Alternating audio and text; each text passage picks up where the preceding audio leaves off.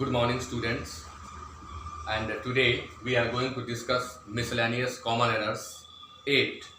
And the very first question is a time slot of 15 minutes. A time slot of 15 minutes में कोई error नहीं है.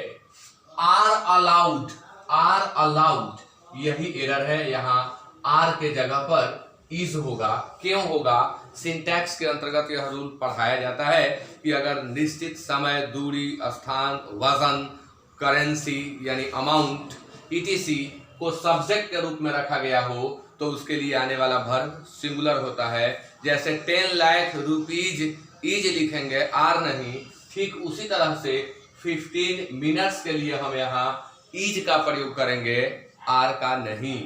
Question number 2.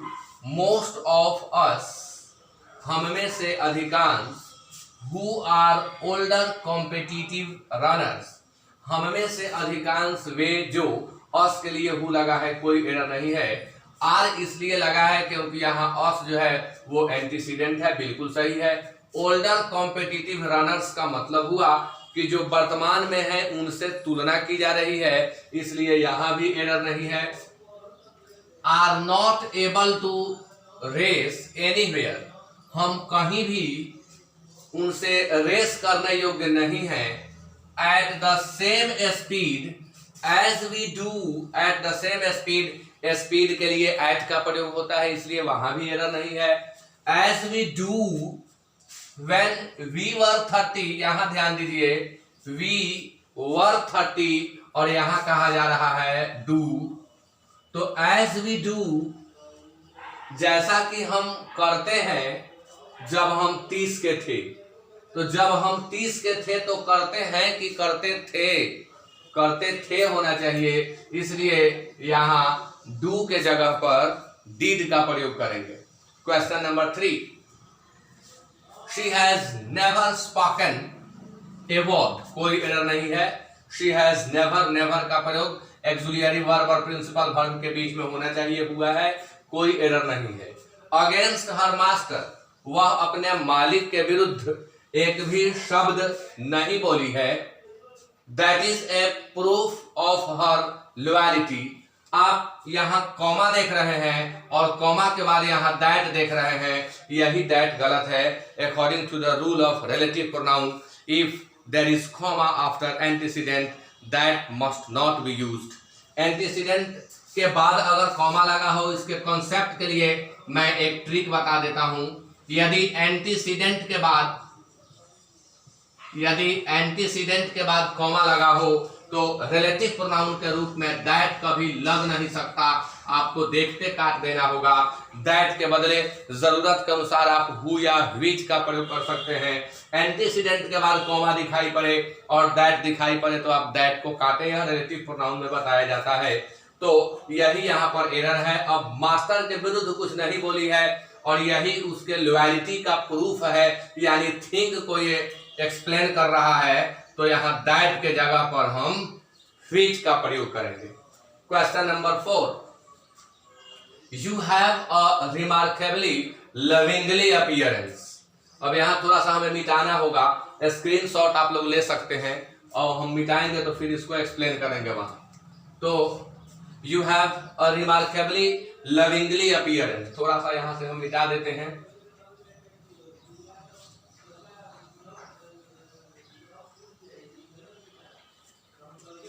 You have a remarkably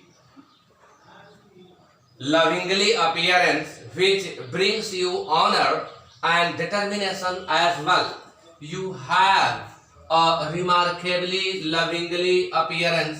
यहाँ एक important चीज हमें समझना है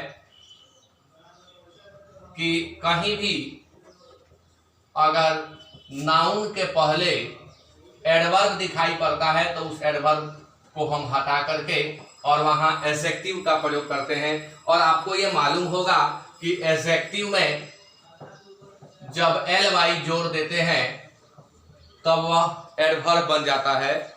एडजेक्टिव में जब ly जोड़ देते हैं तब वह एडवर्ब बन जाता है. यहाँ लविंगली अपीयरेंस है, अपीयरेंस एक नाउन है और लविंगली एडवर्ब है। नाउन की विशेषता में एडवर्ब का प्रयोग होगा नहीं, एडजेक्टिव होना चाहिए, इसलिए लविंगली को हमें एडजेक्टिव में बदलना पड़ेगा और यह लविंग होगा। फिर आपके मन में आएगा यह रिमार्केबली कहां से, तो इसका मैं ट्रिक बता देता हूं कि अगर दो एडजेक्टिव एक साथ वाक्य में दिए गए हों तो हमें पहले एडजेक्टिव को एडवर्ब में बदलना होता है, इसलिए रिमार्केबल का एडवर्ब होगा रिमार्केबली, तो यह यहां सही है। Next question 5।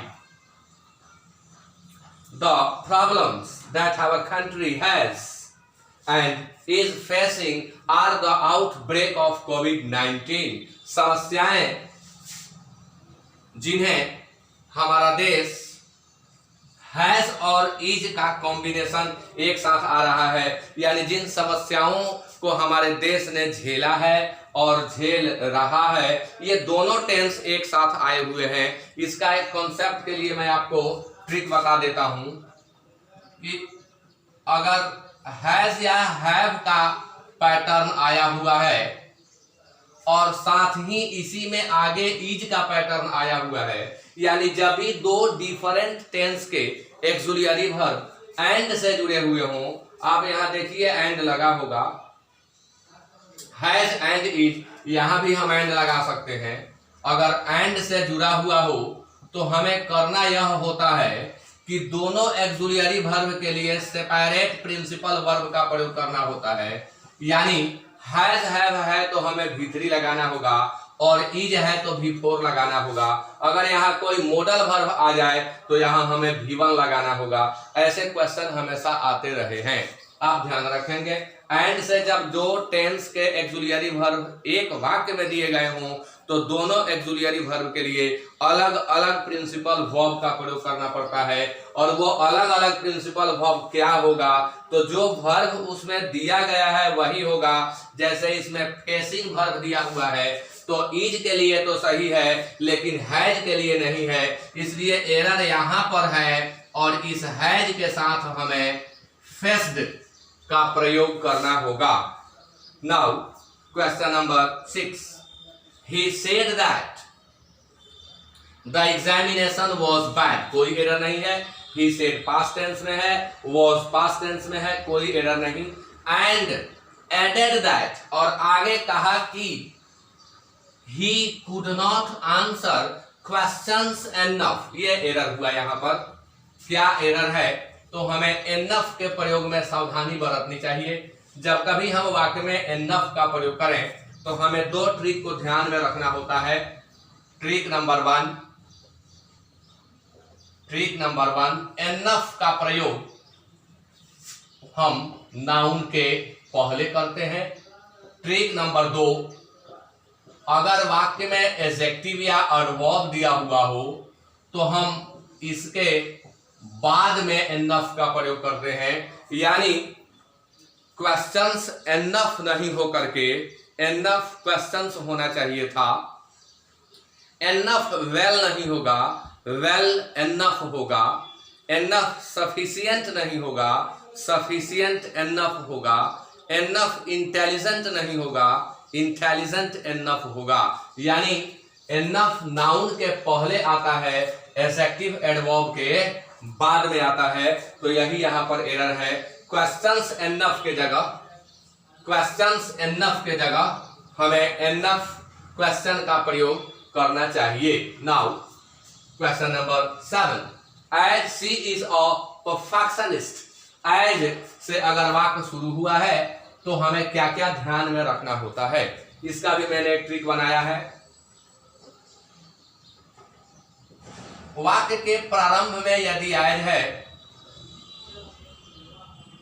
बिकॉज है, फॉर है या सिंस है, तो उस वाक्य में आगे चल करके हम सो या देयरफॉर देखते ही इसे काटेंगे और यही रहता है।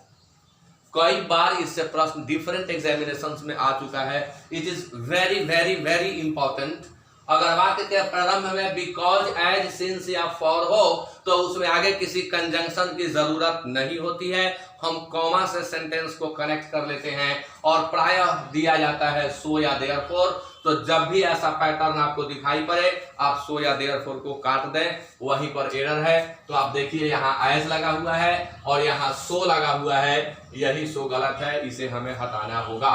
Now question number 8, question number 8, the policemen who are on duty, policeman के लिए हु लगा सही है, आर पुलिसमैन के लिए लगा सही है, ऑन ड्यूटी बिल्कुल सही है, इन दिस एरिया बिल्कुल सही है, पुलिसमैन के लिए लगा बिल्कुल सही है, लेकिन बीन डिस्कवर्ड गलत है।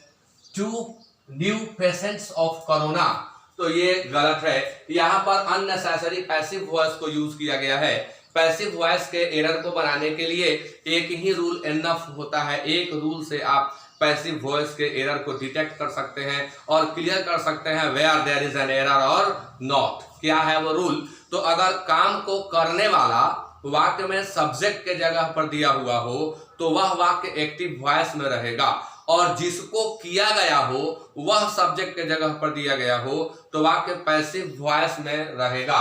हमें तुरंत वर्ब को खोजना चाहिए। काम क्या हुआ? तो काम हुआ डिस्कवर करने का। किसको डिस्कवर किया गया? 2 न्यू पेशेंट्स को।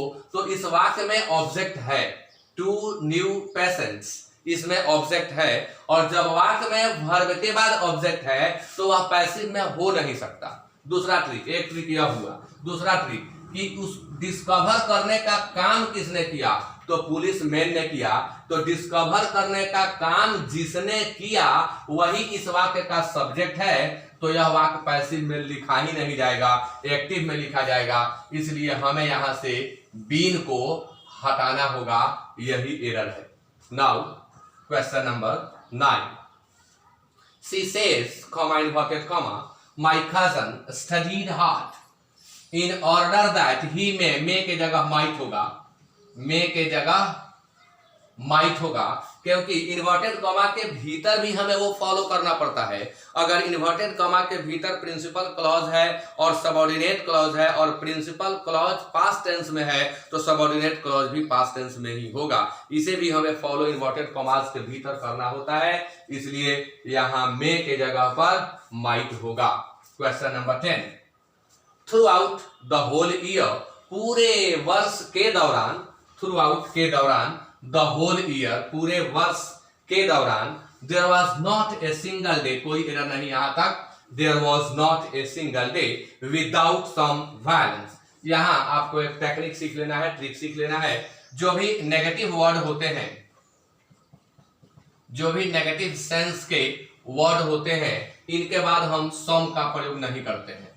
ये सारे ट्रिक हैं जिन्हें अगर आप ध्यान में रखें तो आपको एरर बनाने में उतना ही समय लगेगा जितना उस पर आप देख पा रहे हैं, बस उससे अधिक नहीं लगेगा। नेगेटिव वर्ड कहीं भी दिखाई पड़ रहा है, जैसे विदाउट नेगेटिव वर्ड है, नॉट नेगेटिव वर्ड है, hardly, scarcely, rarely negative word है, तो इनके तुरंत बाद अगर सम दिखाई पड़े तो देखते काटिए, सम हो नहीं सकता, यहां होगा एनी, इसलिए यही यहां पर एरर है। सम के जगह हम प्रयोग करेंगे एनी का।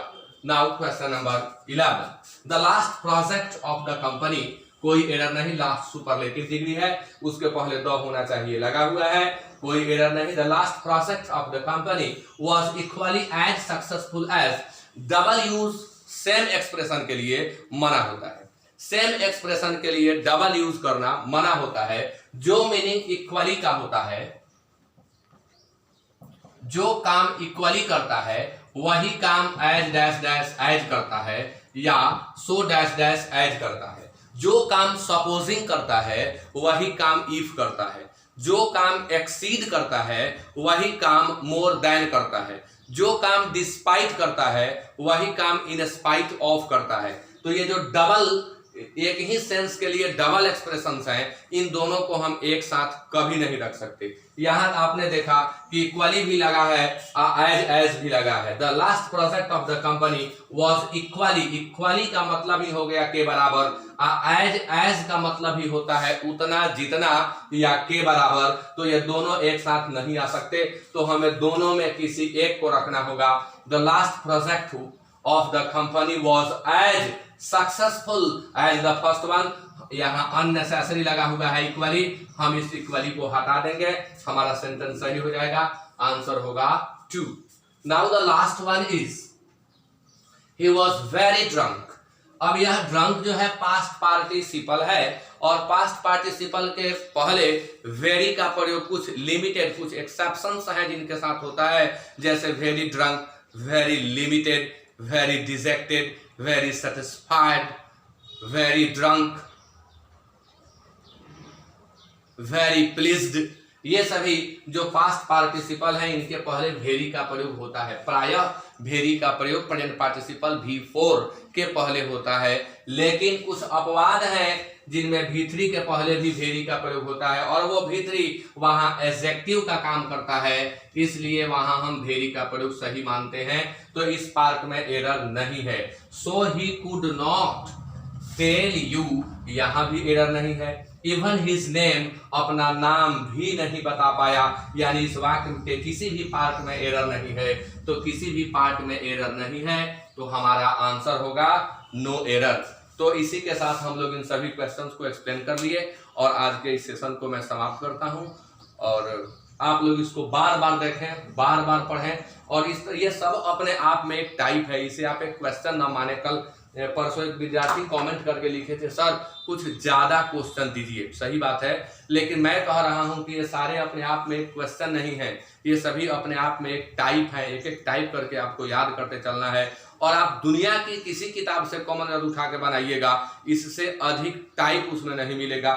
मैं जैसे बताते जा रहा हूं, आप इसको पढ़ते जाइए, और एक समय तुरंत आने वाला है जब आप एरर के हर टाइप को सीख जाएंगे। बहुत ज्यादा प्रश्न से कोई खास मतलब नहीं है, हालांकि हम कोशिश करेंगे। Okay, thank you very much and have a nice day.